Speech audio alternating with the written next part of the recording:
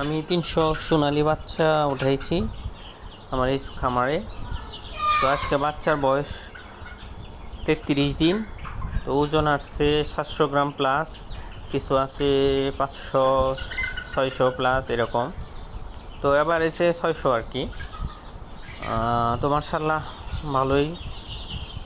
আর আমি খাবারের পাশাপাশি শুধু আমি মুরগিকে ভ্যাকসিন করেছি, কোনো প্রকার ওষুধ খাওয়াই নাই। তো বাচ্চাগুলো মাশাআল্লাহ খুবই সুস্থ আছে। মানে খামারে আসলে বাচ্চাগুলো সুস্থ থাকাটাই সবচেয়ে বেশি জরুরি।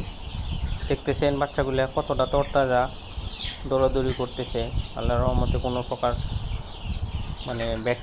কোনো প্রকার বাড়তি খাবার ছাড়াই মুরগিগুলো খুবই সুস্থ সবল। কিন্তু সময় মতো ভ্যাকসিনগুলো করাটাই সব